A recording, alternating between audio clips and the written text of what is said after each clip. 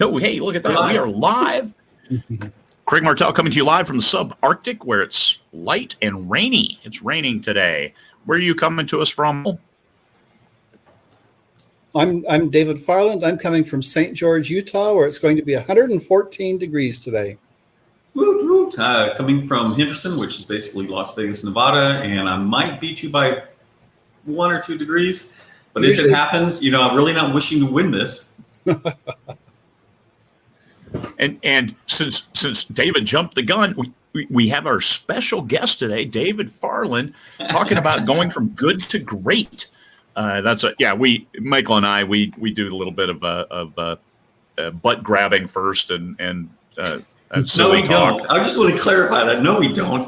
And the reason that he jumped is because we lost you, Craig. We couldn't say which person you were talking about, so David jumped in. Okay. Yeah. Because he's a go-getter, and that's going from good to great. That's what go-getters do. So, hey, we've got people popping up and showing up.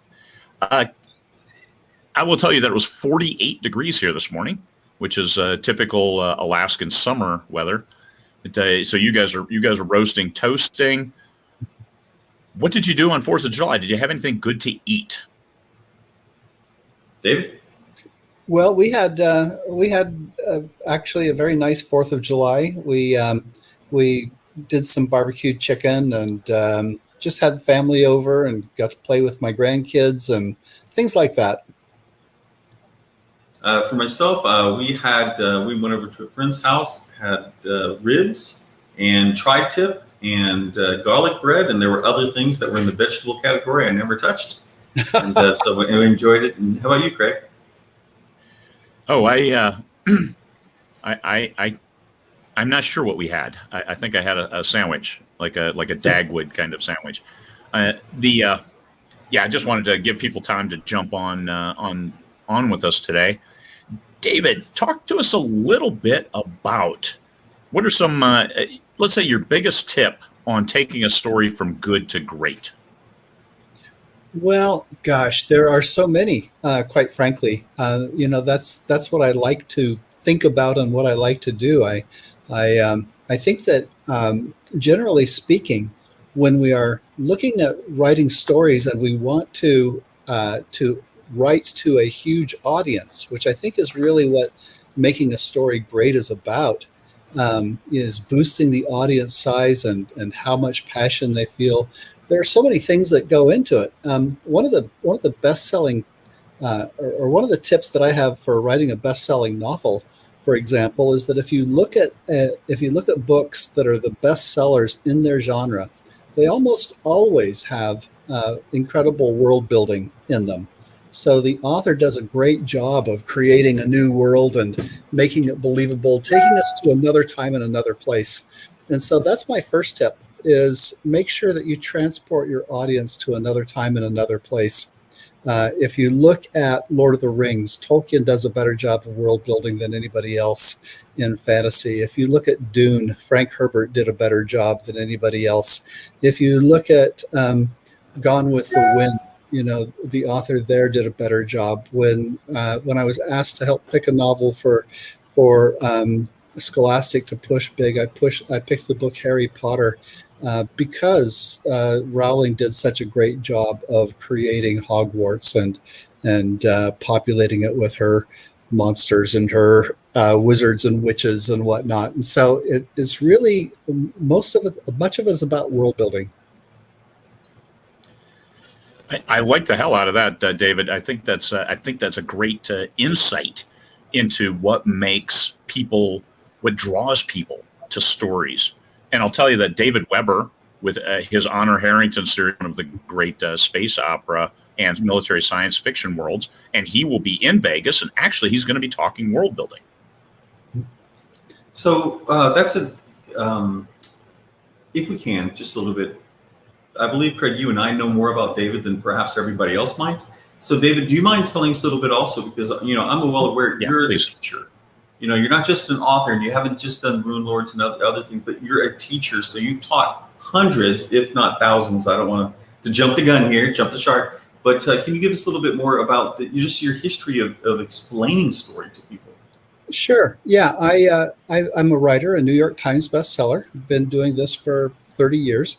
Um, Won multiple awards early on, and then started dabbling in video game design. I was the lead designer for StarCraft Brood Wars, which was one of the best-selling games of all time. So I do a bit of video game design. Then went to Hollywood and worked as a greenlighting analyst. And What's that? A greenlighting analyst is somebody who helps figure out whether or not you should make a movie. Is it going to make money? How big is the audience going to be? And what we would do is we would look at the screenplays and figure out whether they were worth making. And if they were, we would notify the producers and the directors and usually the money people, the bean counters. And anyway, so that was part of what I did. And along the way, I've been teaching. So I was asked years ago to help, find someone to push books big. I chose Harry Potter. I then started teaching at Brigham Young University, teaching creative writing. I had students like Brandon Sanderson and Stephanie Meyer were some of my students at BYU, Dan Wells, some others who've gone on to become bestsellers. I worked as the leading judge of the Writers of the Future contest, and so I've helped dozens of writers there who've gone on to become bestsellers. And over the years, I've just kind of amassed really hundreds of people who've gone on to become best-selling authors. So that's part of what I do. And I still teach today. You can find me at mystorydoctor.com, and I teach writing classes. I've got some that I'm getting ready to start for the fall. All right. Yeah. So it was a little bit out of this because I actually met you at Kevin J. Anderson's Superstars. Mm-hmm. And so that's kind of where you and I, how did you meet David? Because you had mentioned you all had talked before. I met David through Kevin as well. He suggested I talk to him about, I don't even remember what it was, but it was online, and we had David, because of Superstars, it's like, David, would you like to come to 20 Books Vegas 2020, the ill-fated conference? And then once the pandemic said, hey, nobody's going anywhere, I started interviewing all of our guests, and I had the pleasure of interviewing David for the C&M show last year when I was doing one show a day, and we talked then, and since then I've been able to join David's Apex writing group, and David coming to Vegas again this year. Well, again, coming to Vegas this year for 20 Books Vegas, and the sessions you're giving are 5 keys to reaching a massive audience. And the other one is realizing maximum financial benefit from global writing. And that one is 90 minutes of David Farland talking to you about how to realize a maximum value for your words. Thanks, David. Thank you. Yeah, I really appreciate that, and just your ability and willingness to give back to everybody. I'm kind of missing it because I realized when you came on, I'm like, there's something about him. I'm like, your hat. I always saw you in Colorado without your hat, or with your hat. So without, I'm like, oh, it's David. I kind of recognize David. I'm not branded today, and I actually had my hair shaved off yesterday due to the heat. So I'm looking especially bald today. You know what? That's some effort for saying I want to be free and cool. You mentioned before Brandon Sanderson. You mentioned before Stephanie Myers, and for those of us who track those things, obviously high-selling individuals. Mm-hmm. In the apogee of history, which you've been around for 30 years. Mm-hmm. Yeah.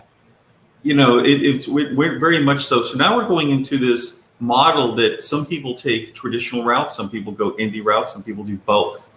When it comes to the stories and the characterizations and writing these more fulfilling books, do you think there's one way or the other that a person should lean? Like, when you spend that much time to really create a world, what do you think? Okay. So, I used to be all about traditional publishing. I mean, that's where I got my start, and I love traditional publishing. I think it's very valuable. At the same time, if you look back historically at some of the best-selling books that have ever been, Harry Potter got rejected 12 times. And when I suggested to Scholastic that that should be the big book that they push, that was the first thing that the president of Scholastic said. She said, that's been rejected 12 times. And I said, yeah, editors make mistakes. They made mistakes with a lot of other books too.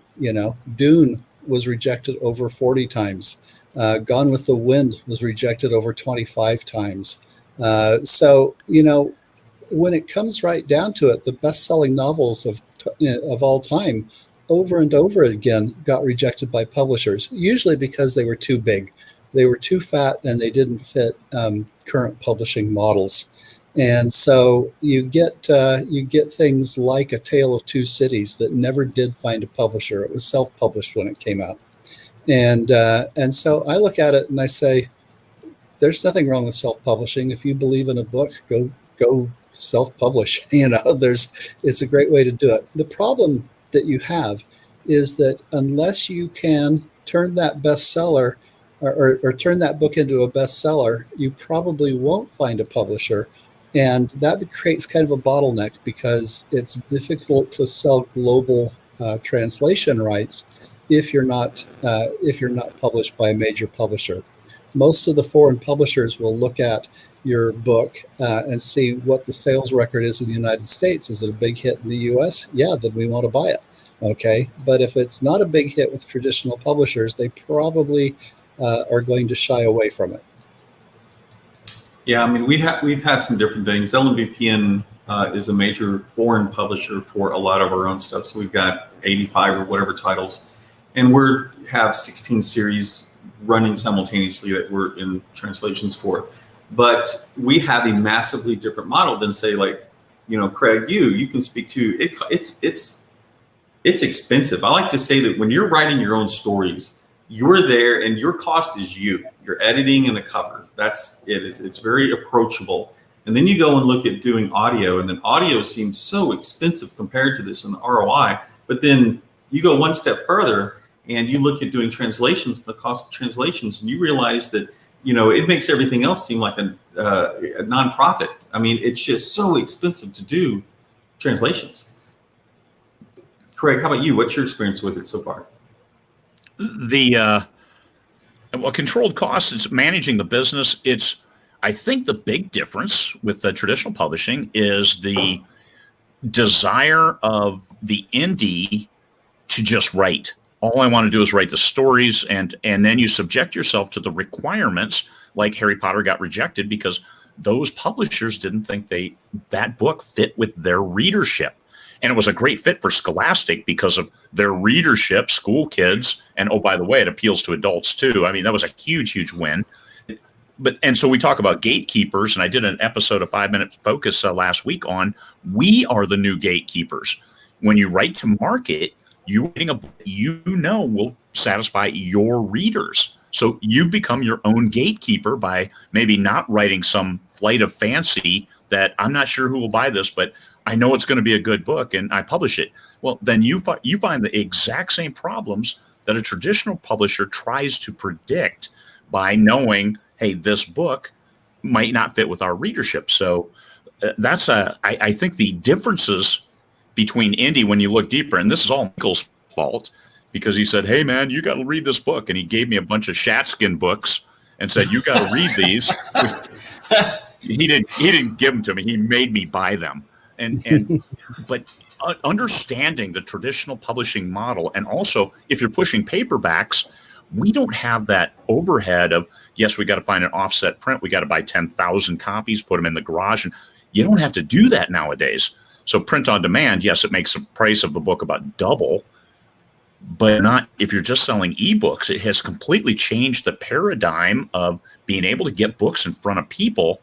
And that is, I'm hybrid. I have 4 books with an imprint of Simon & Schuster, and I make orders of magnitude more money on my stuff because Simon & Schuster tried to push books to bookstores, but without any kind of, oh, hey, there's a movie on this, there's this other stuff. And I don't think we ever got foreign rights for them because they never really sold that much. and 50% of them were returned. So from a business perspective, you could say that book's a failure. However, on the ebook, that series reached number 46 overall in the Amazon store. It's like, hey, here's a book by a knucklehead, and that was the first book I ever wrote. And oh, by the way, it worked out really well. And then, oh, by the way, hey, these fans, a lot of them are coming over to some of my other books that I wrote that the imprint didn't want to publish because it wasn't their wheelhouse. So it's like, okay, I got rejected, but those books have made orders of magnitude more money than my first books that were trad pubbed. So I think the crossover and the blending, and if you ask fans, if you run a poll and say who published this, they wouldn't know, because the quality of the covers that we can buy nowadays, that we can produce, the quality of the formatting within a paperback, all of that has blurred the lines to make it that the readers absolutely don't know where this book is coming from, especially if they shop online. And the pandemic has further solidified that you can't tell a good indie book from a good trad pub book just because a good book is a good book, and you put that same cover on it by the same artist who does it for Simon & Schuster's, does it for Craig Martelle, and all of a sudden, hey, there you go, indistinguishable. They enjoy the book, they buy the next book, you bring them onto your newsletter list. It's not going from Tor or Bain or Simon & Schuster, it's coming from Craig Martelle, and they don't really see the difference until they sign up for too many newsletters, and then we got issues. But otherwise, I think the blurred lines, and it's a great way to look at, you can make a career out of this. First and foremost, you got to write a great book, and that's one thing that you spend a lot of time in the Apex group talking to people about story, not necessarily about the business side of it. So thank you for that group. Thank you for what you do as a coach to help writers write better. I don't even remember what the question was. Man, I think selling big starts with the book. I like to. I'm going to be presenting a business plan, for example, to one of my writing classes today, and saying, okay, this is how you take a book and turn it from an indie book into a global bestseller. Okay, but the first thing you got to do is you got to start right with the right book, and that means we have to sit down and talk craft a little bit. With that, do you ever, or have you ever in the past been encouraged to write a particular gender because one gender sells more than the other? Oh yeah, I mean that happens all the time. If you're looking at it, for the last few years, for example, romance with 50 Shades of Grey, it was getting all sorts of promotion on television every day. On Good Morning America, they would talk about their 50 Shades tie-ins, sex toys, and stuff like that on TV. And romance sales went up about 300 to 400% for a couple of years. And when that happened, all of a sudden it was sort of like you're sort of sad to be a male, But if you're writing thrillers, it tends to work out really well, because with male readers, we tend to be high testosterone. We're looking for those battle scenes and those adventures, and so. There are times when thrillers are on top. And just this last year, 6 months ago, I did a little research and found that fantasy and science fiction wonder stories are on top of the pile right now. So wonder is selling better, and that doesn't necessarily have to be male or female. You can go either gender with that. What is the most non-human character? For instance, they sometimes talk about the city itself as a character, whatever. But what are some of the more interesting characters, or at least efforts to create characters that you've done? Oh gosh, I enjoy having non-human characters. I haven't done a lot of them, and by that I mean I've done mouse characters. My Mice and Magic series, my characters are turned into mice, and one of my characters is turned into a mouse, and then he interacts with other characters who are mice. And I've done robots with Star Wars and things like that. I suppose I'm trying to think back. I may have done a Wookiee scene or two where I did it from a Wookiee point of view. What's it like to play in something? I mean, that's iconic characters. Oh yeah, I loved that. I mean, I was a Star Wars nerd back before it was popular. So when the movies came out, I went and saw them like 30 times because I didn't know that they were going to invent VCRs a few years later. So I didn't know that you'd be able to get them recorded. So, it was sort of like, yeah, you better know every single line. And then when I was asked to write for Star Wars, of course, that was a blast. So I've written for the Star Wars, Mummy, a few other things. And, I always say if I like it, I'll probably write for them because I like playing in other people's universes. But yeah, I mean, I've written, gosh, I've got to think about this. I've written robots. I've written from the points of view of mummy characters. And in my own world, I have a talking bear who wants to be a priest in one of my series. So writing from the point of view of a bear, I mean, various things like that. I don't really go out for, trying to create non-human characters a whole lot, but it's fun. But what you're talking about is media tie-in. And have you ever written a book from the movie or books just in the universe for like the greater Star Wars universe where it's a book, but it's not the movie? Because I know some of the media tie-in, you take the movie and you make a book out of it. Yeah. I did Star Wars, The Courtship of Princess Leia, which was a huge bestseller back in 1995 or 96 when it came out, kind of thing.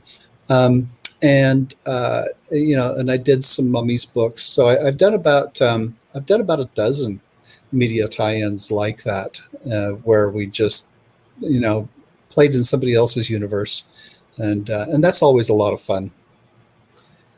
That's cool. That's cool. Go ahead. Go ahead, Michael. I'm sorry. No, I'm sorry. Oh, sorry. When I put out Arthurian Gambit, I was thinking that there were certain things that I was quote learning. Right? It's like, oh, this is the secret of everything. It was wrong, but. So a lot of the time I thought that, humor was the secret sauce. I was like, add humor, that seems to be one.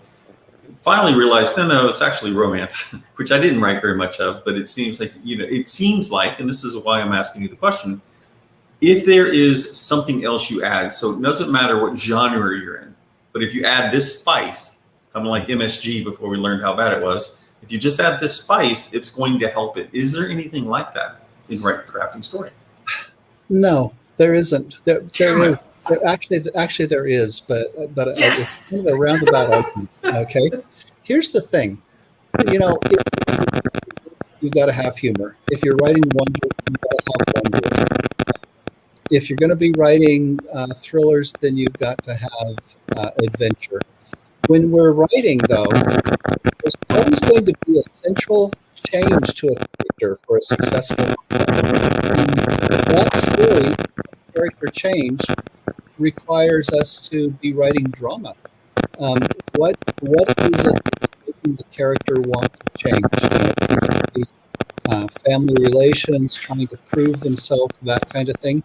And so, interestingly enough, there has to be drama in every story. And I don't think this is you. I think I'm getting really bad feedback. Is anyone else hearing this? I'm getting some feedback, and I'm not sure where it's coming from. I've never had that problem before, so I'm thinking, not me. Probably me, even though I've got nothing up here. But I'm wondering if it's like a bad connection on your side, Steve. Or Steve. Let me bail out, and I will jump back. All right, you guys will still be able to keep talking. So sure. Okay. But interestingly enough, if you're going to have character growth, you have to have drama.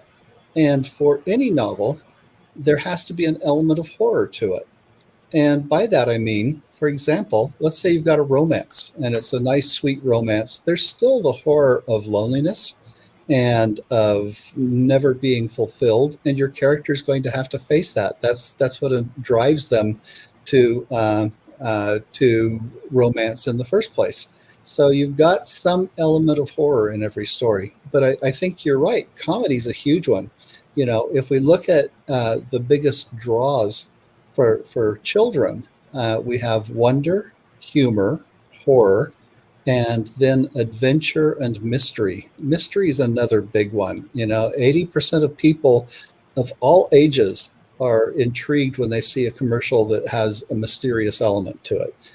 So if they're looking at going to a movie and there seems to be a mystery involved, immediately it releases dopamine in the brain and says, okay, go figure it out. Okay.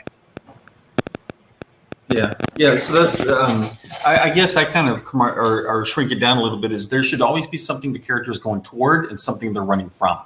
Mm-hmm. What are those facets? And I like, your version of horror. Like, I would never consider it horror, right? It's just not how my brain worked. But I understand what you're saying. That we're fearing something to some degree. We're horrified by, and it's not necessarily obviously monsters, guys with sharp nails, but just what are you fearing and what are you running from that you're seeking to be away from? And so there are individuals, I know a couple of them, and it freaks me out whenever we talk, because they love horror. They like to write it. They like to read it. And I'm like, you like to enjoy. I was like, let me understand that I'm working with someone who's like, give me a story about a hatchet. I'm like, I'm just trying to get into your brain and I don't understand. And I finally, had to come to like, this is a good person, right? Yeah. And so, in going down, I'm like, okay, the brain is creating dopamine hits. And for whatever reason, their brain has a massive dopamine hit with horror. And I am talking the literal horror here. But what I'm interpreting you to say right now is that the brain also has a dopamine hit if a person is about, I don't want to be lonely.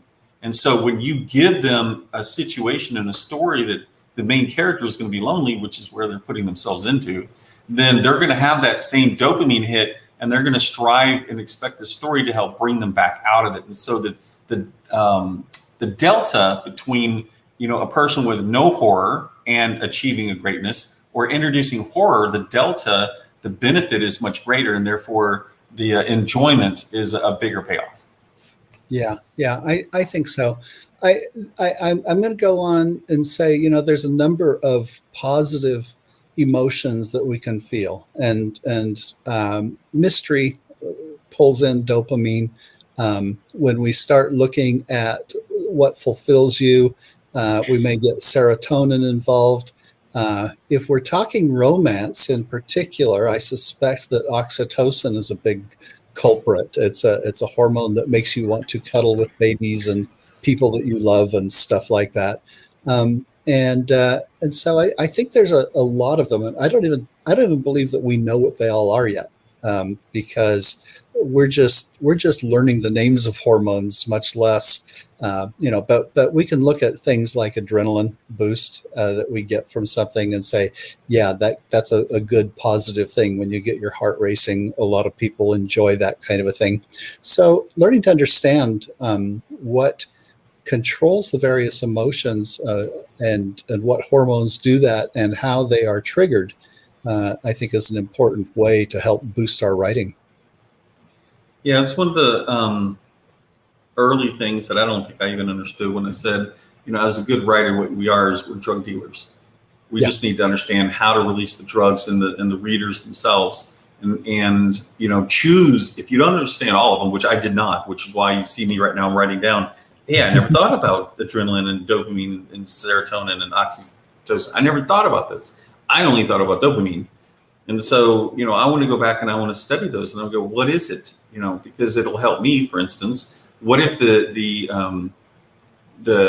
feelings that we know that a particular genre engenders is actually based on some drug I don't understand the process of? It's better for me to understand that. It would, bring something for me when I create stories. And it's like, I personally like the metaphor of writer as chemist. I like that concept of saying, hey, I'm going to introduce, because it's obviously, on a thriller, when Craig's writing those things, he's creating the adrenaline hit, right? Adrenaline. And, going from one to another, but you need to flavor your chemical factory with some of these others, and it can, create. And so for me, that metaphor just allows me to understand it better than perhaps some of the more commonly taught methods of characterization. Yeah. I've got a son who's doing doing a report. He's a doctor, and he's doing a report for some other doctors. And we were talking last night, and he was talking about the positive effects of stress. And early on in my career, gosh, before I was even graduated from college, I created what's called the stress induction reduction method of storytelling, where I recognize that we are seeking stress when we read stories, but we're seeking safe stress. Okay, we don't want it to kill us, but we want to be able to learn how to handle it. And so it was interesting because we were talking about, for example, when we read something that's a thriller, it can have a lot of different kinds of responses that it elicits. For example, when we have that big boost of adrenaline, it can induce what's called a flight or fight response. And the question becomes: do you fight or do you flight? And I think if you're just going to have a straight adrenaline boost, it's going to be a flight. You mix that with cortisol, maybe, and it all of a sudden turns into fight. And then there's interesting things that can happen if the brain requires if the brain is required to learn something important during the middle of this confrontation, the body will flood you with oxytocin at the same time, because that's important to the uptake of memories. Okay, and so there's all of these flavors and nuances that come with just a simple adrenaline boost, and so it's just and then of course if you are in a flight or fight mode, let's say that you are approached by a bear and you decide that you're going to try to talk the bear down, then there's a third mode that you get into, which is, we're going to ameliorate the situation. And that induces a whole bunch of extra oxytocin. So all of a sudden you've got this, we've triggered this action response. And at the same time, the action that we're going to take is we're going to, go hug the bear. And so if that's the thing that we want to do, our brain is prepared for that by getting flooded with a whole new hormone as just one way of helping us respond to that. So anytime that we are put into a stressful situation, there are, these three major things that you can do. And your body basically says, okay, do this. This is the way to handle it. I'm sorry, I'm still stuck on the bear thing. My brain immediately went to, don't hug the bear. There's I spent 21 years in the Marine Corps, and I will tell you that there's a fourth response, and that's the Marine response, which is have sex with it. So we're gonna looking at some. That's why Marines aren't allowed in the Space Force. Like if we ever met an alien, yeah. So you'd be one of the ones writing the space alien baby books and sticking it in sci-fi, right? Oh my God, Marines. But hitting all of those, the adrenaline. And this is the thrill, the love, the sheltering, nurturing, so many different things that go into a novel. And I would say the books that I read that were less gripping were unipolar. They focused on just one thing. And the movies with no staying power, people looked at Star Wars and the special effects were incredible. But it's still rewatchable. The first one, the first one that's now number 4, because the story's still there. It was a typical hero's journey, and the different people doing different things, but the story was there. And so we had a little bit of romance. We had the rogue. We had the interesting characters and great special effects. And I think that's what blew Star Wars all of the records at the time, because it was the biggest selling movie ever. It held that title for a while because it hit all of those elements. It wasn't just all special effects. Movies that came out later with all special effects, they were quick in and quick out. Mm-hmm. Absolutely. One of the things that makes a huge bestseller is that you write to a lot of different audiences, and male, female, old, and young. We call them the 4 pillars in Hollywood. And the problem with that is that when you try to write to all audiences, you're really writing different kinds of stories. If I'm going to write to an older female audience, I might be writing romance. And if I'm writing to an older male, I'm writing adventure. If I'm writing to a younger male and female, I may be looking at wonder stories. And so I have to combine wonder, adventure, and romance. And so it's not really just one book that we're trying to write. It's 3 books in one. And that's when we start writing epics. And so you get something like Star Wars, which really was a masterful epic, because when you look at Star Wars, there were a lot of adventure beats, but there were a lot of wonder beats. There were a lot of horror beats. There were a lot of, there were a lot of drama beats. There was some romance, comedy, everything that you wanted in one movie. And so that's one of the things that we want to try to do when we're attracting a huge audience. Can I get a clarification? You talk about wonder as a genre. Can you explain that to me? I don't. I should explain that, because in the real world, the stupid world that we all live in, when you go to the bookstore, they have a section called science fiction and fantasy. Okay, and it used to be that it was just science fiction, and then back in the 1970s they added and fantasy, and then we have another section for wonder, which is usually children's books, which are very often science fiction and fantasy. And we can even go to the classics, things like Odysseus, the Odyssey, and we can find a lot of wonder in a lot of those. Wonder as a genre is a genre that depends mostly on a strong sense of wonder. And we really should combine those 3 genres, the science fiction, the fantasy, and children's literature, and much travel literature, stories about traveling to strange lands and stuff, into one genre. It'd be called wonder.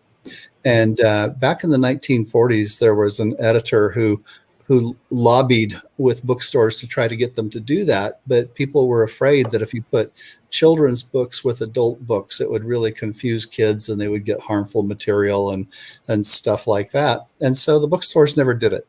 But I think in my mind, it's all one genre. Okay, I know what it is we're trying to elicit here, which is that strong sense of wonder. And wonder is a powerful emotion in children, with 100% of all kids wanting it up until about the age of 12. That's the most powerful genre for them. And as they get older and they start developing sexually, quite frankly, then they start becoming more interested in romance and adventure and things like that.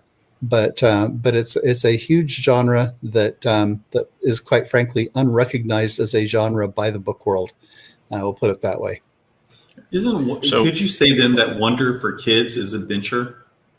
It's not quite adventure. It usually is. I think that it's usually tied to adventure, but little kids before the age of 5 aren't typically very adventurous. I don't know if any of you ran away from home when you were kids. I ran away from home when I was 5. Okay, because that's Did you go very far? About 8 or 9 miles up a river, heading into the mountains. I was halfway there. I caught a pigeon. I was going to eat it. That was going to be my dinner for the night, and I was set.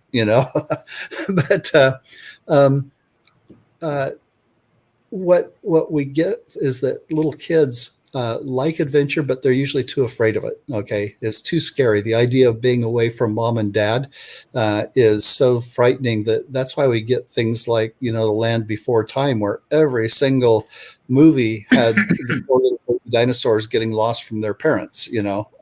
That's the big horror element for those stories. So yeah, I mean, it's a big thing. Wonder comes when you find something new and you aren't sure what's going to happen, and it turns out better than you imagined. Okay, with me, the story I like to tell is when I was a little kid, we moved into this creepy old house when I was 6 years old. And my dad had to put in some fiberglass on the ceiling. And at night, the fiberglass, which was pink and fluffy, would fall down and get into my mouth. And I would wake up with glass in my mouth every morning. And after a few months of this, my mom took me to a local park, and they were making cotton candy, and it was pink and fluffy, just like the glass. And my mom told my dad to go over and get me some cotton candy, and I was like, no, I don't want to eat that. And anyway, they had to chase me around the park several times. Finally, my dad caught me, grabbed me by the back of the neck, forced cotton candy into my mouth, and all of a sudden it was like, wait a minute, this is great. This is the best stuff ever.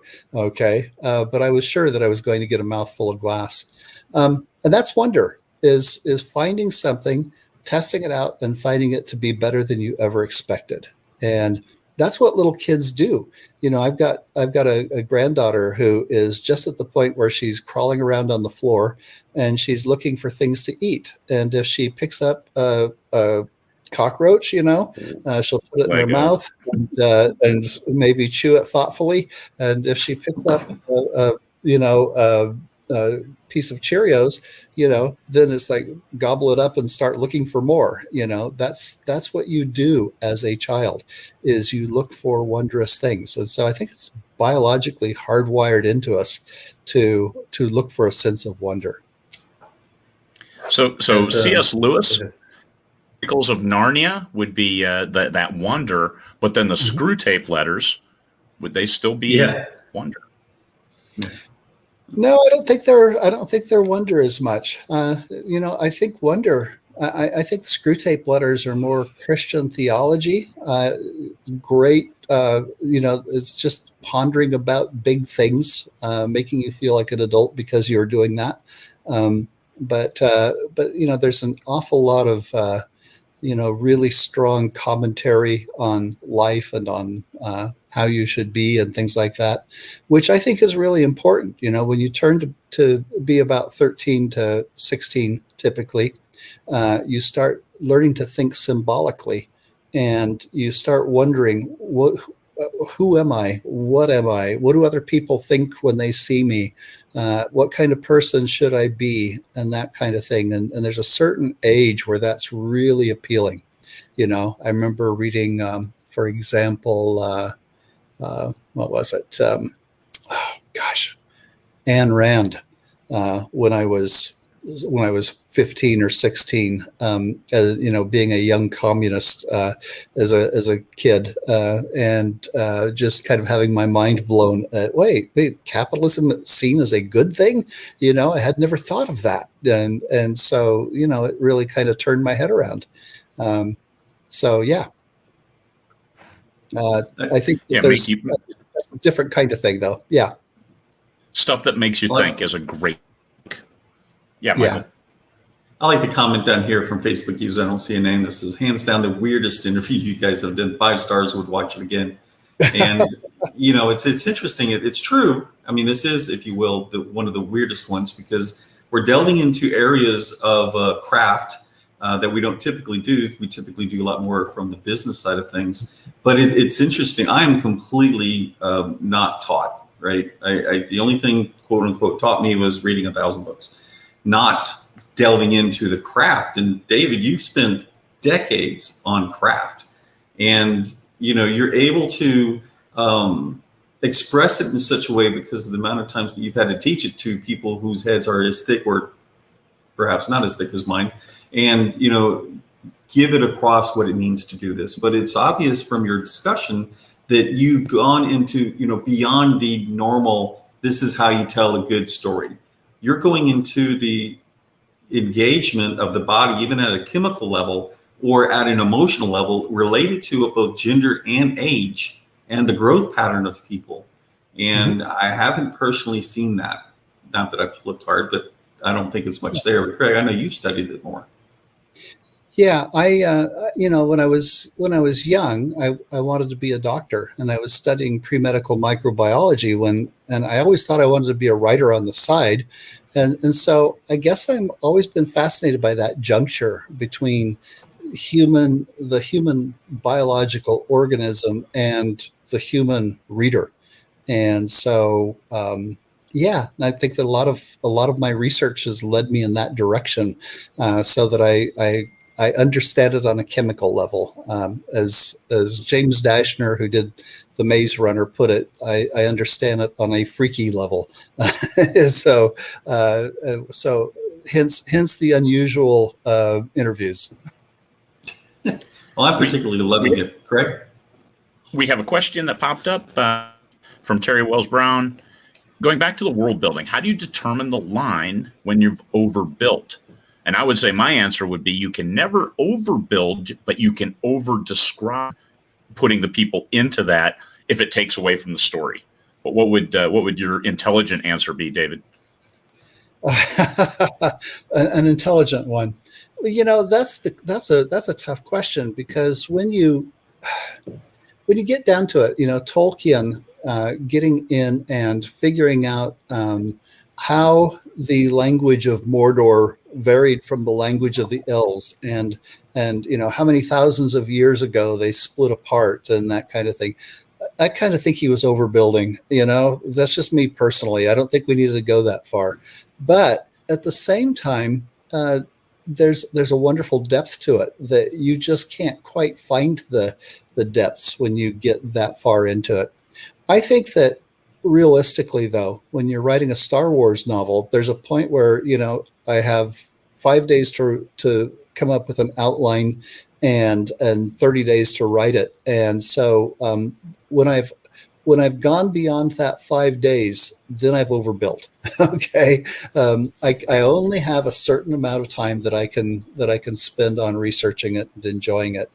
But ultimately, I think, there's a lot of us that get world builders disease, and I think it's a real thing. People feel like, okay, I don't know how to write the story, but I do know how to build a world, and I'm really having fun doing it. So I'm just going to keep on. And I admit I've done that. I had a book or a story that I was supposed to do years ago, and I just got so interested in studying the Mexican Revolution that I spent a month studying the Mexican Revolution in reading books in Spanish instead of writing my story, and never did get that story done. I was going to ask if one of the answers could be, is your world building stopping your writing? Yeah. It's I think, yeah, you got it right there. I think that's it. Thank you, Terry. Appreciate that question. Anyone else have any? Please drop them in. I'm going to take up all of. Yeah, I'll take up David's time if no one else will. I have no bones about that. Although we are going to get to see each other in about a week or so at Realm Makers, if I'm not mistaken. Yeah, I'll be there. What are you going to be speaking on there?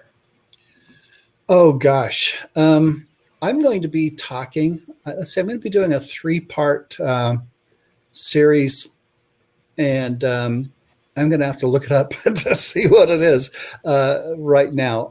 I think I was going to be doing some sessions on basically how to. Let me get back to it. I think it was. Oh gosh, I can't remember the topic. You have a week. Not another week. I'll have to go look it up. I'm trying to think. We set these up almost 2 years ago, and then COVID happened, and they pushed us all back a year. Yeah, exactly. And I would have to go look at my notes to see what it is that I'm supposed to be teaching next week in that particular. Well, we can ask Vicky's question. She actually asked this earlier, and we lost it. But Vicky asked, "What were the 4 pillars again that you mentioned earlier?" Oh, male, female, old, and young. And basically, the idea was that certain movies have a wide appeal to an audience because they have characters that you can relate to. And the perfect example of that was with Mary Poppins. When Mary Poppins came out, it surpassed the sales of all previous Disney movies and won Best Movie of the Year in 1964, I think it was. And when you looked at it, you had Mary Poppins, who looked like she was the age of a mother, and you had Dick Van Dyke, who looked like he'd be her husband, and then you had a little boy and a little girl. And so it interested children of both sexes and adults, their parents with them. And then that even threw in a couple of grandparent-looking characters. And we had the real parents for Michael and whatever the little girl's name was. And so they ended up actually having 6 pillars. But you can see that pattern again in movies like Jurassic Park, where we had 2 scientists and the grandchildren of the old man. And once again, we hit major records with sales because we are appealing to a wide audience. So creating those kind of family movies. When I was asked to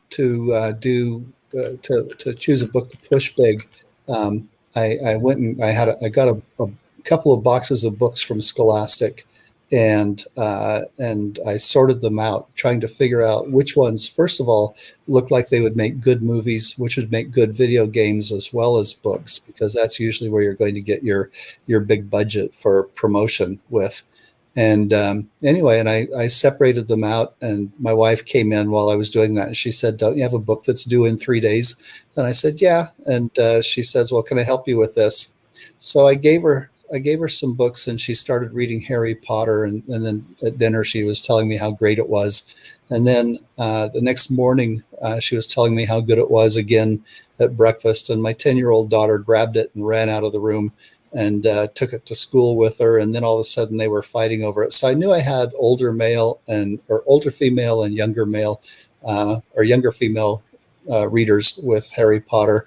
And so then it became a matter of me testing it and say, okay, well, will young boys read it and will men read it? And when I found that it appealed to the 4 pillars, that put it heads and shoulders above all of the other middle grade books that I was looking at. Interesting. So that's one of the things I look for. Craig, we kept you info. Rather silent. Oh no, that's just pay attention. I mean, Dave is so smart and learned. When somebody's studied a trade for 30 years, and Michael and I have been in it for less than 6 years now, and we're playing catch up. So I just want to pay attention. Like reading Shafskin's books. Okay, yeah, I fought you at first, and I bought them, and I didn't read them, but then I did read them, and it's like, if you're, especially as you evolve from, hey, I have a book and you publish a few books, to I publish a lot of books, my own and other people's, you kind of need to know, here's how the trade works. And I call it a professional development. As a lawyer, I was a lawyer at one point in time, continuing education units, CEUs, you had to get those every year. And now as a professional, oh, hey, I'm an indie. I work from home. I do that. But still, that continuing education is what sets apart the big time authors from those who have written a few books and are dabbling, as opposed to, hey, this is my career. I'm going to treat it like a professional. And you are training professionals. So yeah, when you speak, I really do want to listen. Well, I would say that kudos to the person that talked about it, but this is, I've written the most notes about this. So obviously I lack some knowledge or some insights that I could perhaps use daily in what's going on. So I'm going to go ahead and ask Sam Linton's question. David, what would you say to help people who have trouble with outlines, also known as discovery writers or pantsers? Don't do it. No, I'm lying. No. I first of all, I've written books both ways. Okay, I've written some discovery books, and I've written outlines. And when you're writing a Star Wars novel, for example, you have to get the outline approved before you can even start the book. So you're forced to write outlines. At the same time, it does take a lot of fun out of the story for some people because there's not the spontaneity. And here's my advice. My advice is that I think that you can sit down and have fun outlining a plot. You can figure out, okay, what's going to happen next? What's the unexpected thing that this character is going to do in response to this problem? And that can be a lot of fun. But when it comes to writing, it allows you then to start thinking about, okay, I know what scene I'm going to write. How do I write it really well? How do I blow the reader's minds? It allows you to focus on a deeper level on surprising the reader, creating emotions, getting into deeper characterization, things like that. And so I recommend that you go ahead and do it, but that you recognize that you're not going to lose your spontaneity just because you have a scene that you are going to write. So many times we have writers who are trying to figure out what's going to happen next, and so their attention is diverted, and so they're writing pretty sloppy prose and things like that. We have two sides of the brain, the left half and a right half, a right hemisphere, and they're always talking. There's a little bundle of nerves, the corpus callosum, where they're sitting there talking back and forth to each other. And when you're writing, I think you need to have both sides functioning at the same time. You've got to have your logic and your emotion. And if you're doing that, you're typically going to have powerful work.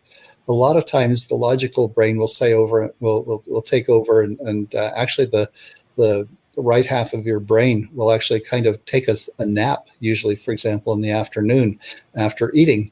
And so you quit writing very well creatively in about the middle of the day for most people. And depending upon your biorhythms, it could be the same, could be true early in the morning or late at night, depending upon you as a person.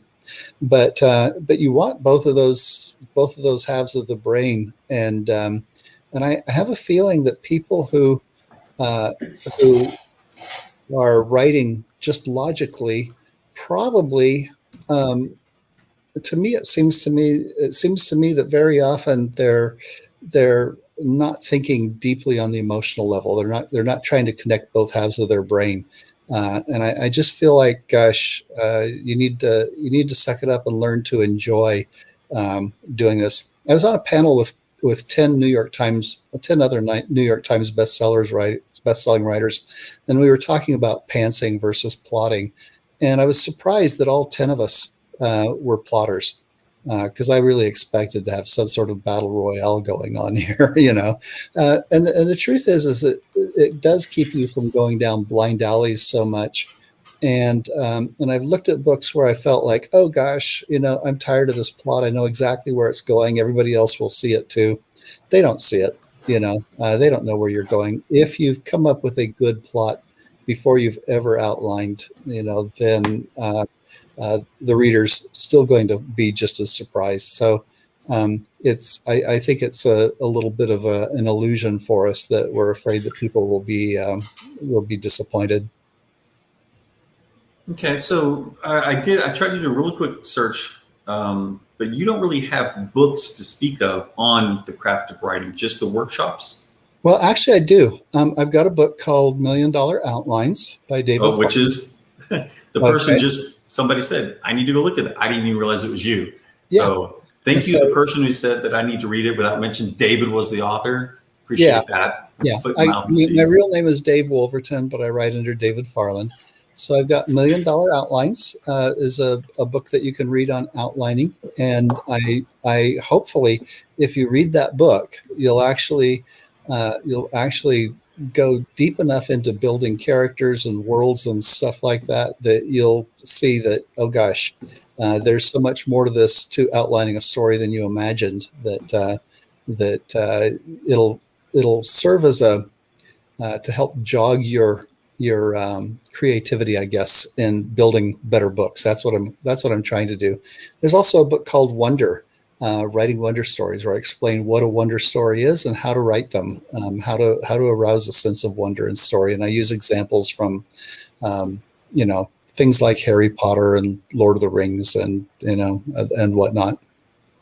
I'll have to read it. I mean, I at this point in my career, I've done hundreds of plots and outlines and things. And so unlike, a few other individuals who, if they write 4 books a year, they get 4 outlines to do. I'm done with 4 in a few weeks, and moving on to the next one. So I really appreciate both the person and you writing it, but, discussing $1 Million Outlines, because I can get better. And, it's always something that, I strive against, mainly because of a deep-seated ego thing where it's like, I did this by myself.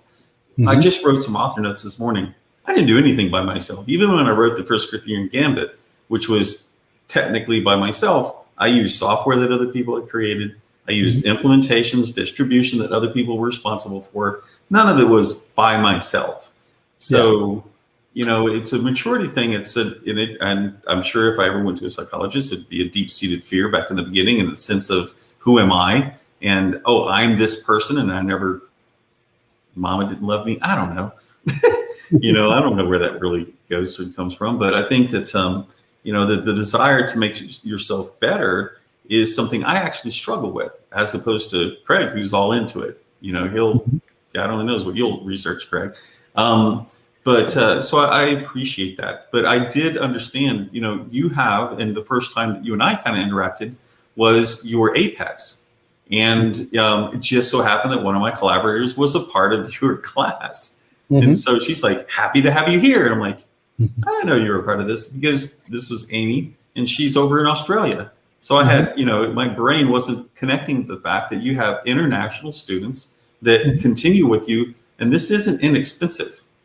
But people who really desire this, the amount of knowledge that you're just dropping happenstantially in a 1 hour conversation is pretty dramatic.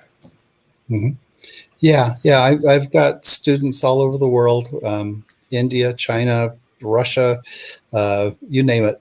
And I love teaching, you know. I mean, my wife often asks, are you a writer or a teacher? And I'm going, yes, I am a writer or a teacher, depending upon what minute we're talking about, you know, because I'll go back and I'm going to be working on plotting a novel here for the next couple of hours. And so I'll be into my writing mode here in a few minutes. But yeah. And yeah, we've taken a full hour of your time. So can you tell people where to find you? Sure. Go to www.mystorydoctor.com.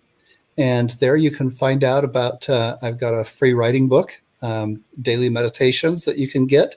You can also sign up for my free newsletter. I send out a little advice column a couple times a week. And you can find out about my 318R writing course, which is coming up here in the fall. I've also got other writing courses. I've got a course on writing the epic novel that I'm going to be teaching in January. And of course, then I have my Apex Writers Group, which is a large writing group where we bring in great guests, writers, directors, movie producers, things like that, and do interviews with them. So I'm trying to help people learn all of the aspects of the writing business. Okay, everything from creating your own books to making your own movies. Okay, we're into just really education here. And then can you really shortly, because I do want to try to get John's last question in here, but can you answer shortly? I don't know. Sure. How much of an outline do you need to have before you can assess the idea or decide it's not worth writing over other ideas that pan out better? That is there a way to distinguish good from bad beats? Yeah, I go for a one pager. Okay, because if you've got a great idea, it's going to be an idea that we haven't seen over and over and over again. You know, there are certain ones that are kind of played out, and you need to come in and have some sort of permutation of the idea that we haven't seen before. So, you know, if you're going to do vampires, okay, how are you going to make vampires new and make them your own? And I look for what I call the Shiver Test, and that is when you tell me the idea, do I feel chills? Do I get goosebumps on my arms? If that happens, then I'm generally of the opinion that that's probably a good idea. Maybe even if other people seem to have done it before. There are just times where you can connect with people that way. So I use what's called the Shiver Test, because you can read really widely, and I've read an awful lot.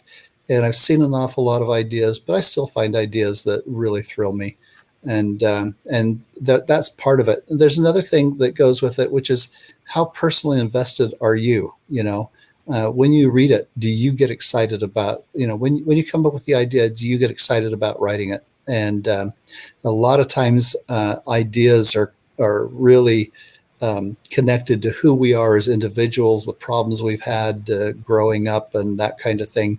And so sometimes you need to write a story just for therapy, I think, and get it out of your system. That's great to hear, David. And thank you. Thank you for the answer, insight, and the overall sharing of what you know with us. You'll see all three of us in Vegas for Vegas 2021, along with John Truby out of Hollywood, Kevin J. Anderson, David Weber, and just a long list of top personalities who are consummate professionals and come to share. We'll share that. Everything will be live streamed as well as audio. Can we clarify how consummate the professional is? Just saying. Well, there you go. Well, we started off. We the reason Mike start off the show is so after us, everybody looks great. So there you go. True. Because we're us. But thank you, David. Thanks for sharing. Thanks for coming on the show. Thanks, Michael, again for arranging this.